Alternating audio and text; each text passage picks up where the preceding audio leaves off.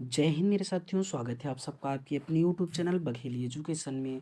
मेरे साथी ये हमारी वीडियो क्लास 10th की साइंस की है, जो कि पार्ट 6 है मेरे साथी। इसके पहले मैं पार्ट 5 तक की वीडियो बना चुका हूँ, जिसका लिंक डिस्क्रिप्शन में है, या आप प्लेलिस्ट में जा कर के वहाँ से चेक कर सकते हैं सभी सब्जेक्ट की वीडियो मेरे साथी। यहाँ पर मैं आप लोगों को अध्याय 7 मीन्स लेसन 7 बताऊंगा, जो कि पार्ट 6 है मेरे साथी। अब आप लोगों को मैं इसमें यह बता दूं कि यहाँ से टोटल आएगा 6 नंबर का क्वेश्चन, जिसमें से 3 क्वेश्चन रहेंगे 1-1 नंबर के, और एक क्वेश्चन रहेगा 3 नंबर का। मेरे साथ ही टोटल मिलाकर हो जाएंगे 6 नंबर। तो 6 नंबर के यहाँ से क्वेश्चन आएगा, जिसमें से ऑब्जेक्टिव और सब्जेक्टिव रहेंगे।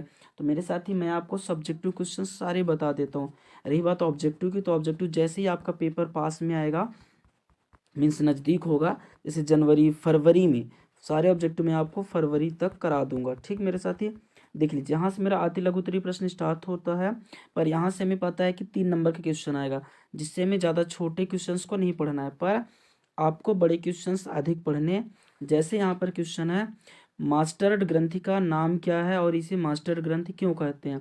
तो पीयूष ग्रंथि को मास्टर्ड ग्रंथि कहते हैं। ठीक है, इससे इसमें बहुत से हार्मोन्स, जैसे वृद्धि हार्मोन्स, थायराइड, उत्प्रेरक हार्मोन्स आदि निकलते हैं, जो अन्य ग्रंथियों को नियंत्रित करते हैं, इसलिए इसे मास्टर्ड ग्रंथि कहते हैं। अगला है हार्मोन्स के गुण लिखिए। अब मेरे साथ अगर हार्मोन्स के गुण पूछेगा तो आपको 3 लिखना है, 2 तो पूछेगा नहीं। ठीक है, तो इस 2 इसी को कर लीजिए, एक आग बुक से कर लीजिएगा, एक आग में और लास्ट में अब तक आपको बता दूंगा। ठीक, चलिए अगला क्वेश्चन क्या कहता है अपना, मस्तिष्क को कितने भागों में विभाजित किया गया है? ठीक, ये भी अब छोटा है, अभी नहीं पूछेगा ये, मैं बता। प्रतिवर्ती क्रिया पूछ सकता है मेरे साथी। तो मनुष्य या प्राणियों के शरीर में वे अनैच्छिक क्रियाएं जो कि किसी प्रेरणा या उद्दीपनों या फिर किसी प्रतिक्रिया के रूप में होता है, प्रतिवर्ती क्रिया कहलाता है। ठीक मेरे साथी, अब चलिए अगले क्वेश्चन को। और हमारा अगला क्वेश्चन क्या कहता है, प्रतिवर्ती क्रिया तथा टहलने के बीच क्या अंतर है, देख लीजिए। प्रतिवर्ती क्रिया मेरुरज्जु द्वारा नियंत्रित होती है, इसे हम अपनी सोच द्वारा नियंत्रित नहीं कर सकते। टहलने की क्रिया मस्तिष्क द्वारा नियंत्रित होती है, इसे हम अपनी सोच द्वारा नियंत्रित कर सकते हैं। फिर आयोडीन युक्त नमक की सलाह क्यों दी जाती है? पेपर में नहीं आएगा, पर आप अपनी जानकारी के लिए पढ़ लीजिएगा। ठीक, स्क्रीनशॉट ले लीजिए। अगला क्वेश्चन आता है मेरे साथी, मधुमेह के कुछ रोगियों की चिकित्सा इंसुलिन इंजेक्शन देकर क्यों की जाती है? ठीक, तो ये एग्जाम्पल, ये इंपॉर्टेंट है। इंसुलिन अग्नाशय से स्रावित होने वाला हार्मोन है, जो रक्त में शर्करा स्तर को नियंत्रित करता है, इसलिए आप कह सकते, यह मधुमेह के रोगियों पर उचित मात्रा में स्रावित नहीं होता तथा रक्त में शर्करा का स्तर बढ़ जाता है, इसी कारण मधुमेह रोगियों को इंसुलिन का इंजेक्शन दिया जाता है। ठीक मेरे साथी, चलिए अगले क्वेश्चन की ओर। अगला क्वेश्चन कहता है, जो कि मैंने पहले बताया था, मस्तिष्क के भाग पूछा था। तो देख लीजिए, अध्ययन की सुविधा के लिए मस्तिष्क को कौन कौन से भागों में विभाजित किया गया है? तो मैं आपको बता दूं, मस्तिष्क को 3 भागों में। ठीक, फोर ब्रेन, मिड ब्रेन और हिंड ब्रेन, मतलब हैंड ब्रेन।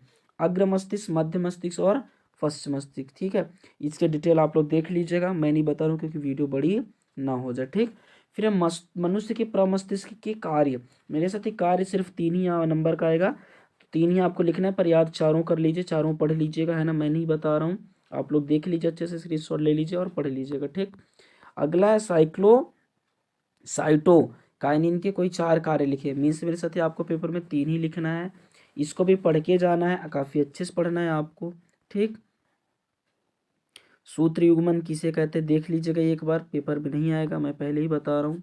ठीक, प्रतिवर्ती क्रिया को रेखा चित्र समझाइए, हाँ ये पूछ सकते हैं आपको, देख लीजिए इसको मेरे साथ ही, ये आपके एग्जाम में जरूर आएगा। ओके, फिर आज ये अगला आइए, अगला क्या कहता है, पौधों में पाए जाने वाले हार्मोनों के नाम तथा प्रत्येक के 2-2 का। 2019 में आया था मेरे साथ ही, 2023 में आ सकता है, देख लीजिए इस क्वेश्चन को, काफी अच्छे से इसका स्क्रीनशॉट भी आप ले सकते हैं। ठीक, अगला क्वेश्चन, तंत्रिका कोशिका का नामांकित चित्र। मेरे से तंत्रिका कोशिका आपके एग्जाम में आ सकता है, ठीक है ना, तंत्रिका कोशिका आप बना लीजिएगा। ठीक मेरे साथी, फिर अगले क्वेश्चन, हार्मोन के गुण। हार्मोन के गुण मेरे साथी आपको 3 पढ़ के ही जाना है।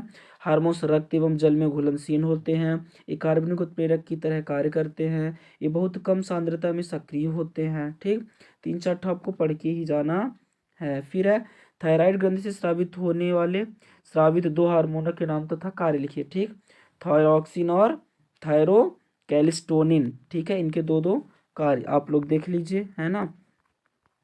प्रतिवर्ती क्रिया को समझाइए, देख लीजिए अच्छे से, थोड़ा सा एग्जाम में आएगा, है ना, मैं पहले ही बता रहा हूँ। 2014 और 16 में आया था, 2023 में आ सकता है, ठीक। पीयूष ग्रंथि से स्रावित हार्मोन्स के कार्यों का वर्णन कीजिए मेरे साथ। पीयूष ग्रंथि के स्रावित हार्मोन्स देख लीजिए, पेपर में लिख रहा है। तंत्रिका कोशिका के कार्य लिखिए मेरे से। तंत्रिका कोशिका के कार्य आता है, आपको 3 ही याद करना है और 3 ही लिखना है, ठीक। क्या है? बाह्य वातावरण से प्राप्त प्रेरणाओं या संवेदनाओं को विद्युत आवेशों में बदलना, ठीक। इन विद्युत आवेशों को तंत्रिका तंत्र के प्रमुख अंगों अग्र मस्तिष्क के मेरुरज्जु के विभिन्न भागों तक पहुंचाना।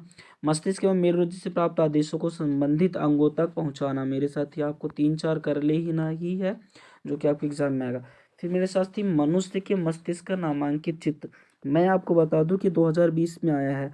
जब 2020 में आया तो 2023 में बड़े आराम से मेरे साथ ये क्वेश्चन आ जाएगा। काफ़ी इसकी आप लोग प्रैक्टिस कर लीजिएगा। यूट्यूब में तो आपको पता ही है, बहुत से लोग ट्रिक से बताते हैं, आप देख लीजिएगा, बहुत सी आपकी वीडियो मिल जाएगी, बहुत से क्लासेस मिल जाएंगी, आप काफ़ी ट्रिक से ब्रेन को बना सकते हैं, ठीक। फिर यहाँ से मेरे साथ ही पार्ट दूसरा आ जाता है, जिसको हम चैप्टर दूसरा मीन्स लेसन दूसरा आ जाता है, देख लीजिए। इसको मैंने फिर नेक्स्ट पार्ट में नेक्स्ट वीडियो में बना दूंगा मेरे साथ ही। हमें काफ़ी उम्मीद है आपको सारी वीडियो समझ में आ गई होगी। अब अगर आपको कहीं पर भी थोड़ा सा डाउट रहेगा तो आप ज़रूर कमेंट करेंगे मेरे साथ ही, हम आपका वो डाउट वो कमेंट्स जरूर पढ़ेंगे और आपका वो डाउट हम क्लियर करेंगे मेरे साथ ही। हमें बहुत उम्मीद है आप लोग हमारा बहुत सपोर्ट कर रहे हैं, बस ऐसे ही हमारा साथ देते रहें और चैनल को बढ़ाते रहें मेरे साथ ही। इस फैमिली को और बड़ी कीजिए, मेरा सिर्फ आपसे एक ही रिक्वेस्ट है, और अपने सभी सगे संबंधियों तक वीडियो को शेयर कीजिए। चलिए मेरे साथ ही फिर मिलते हैं हम आप सबसे एक और नई वीडियो में, तब तक के लिए जय हिंद, बाय बाय।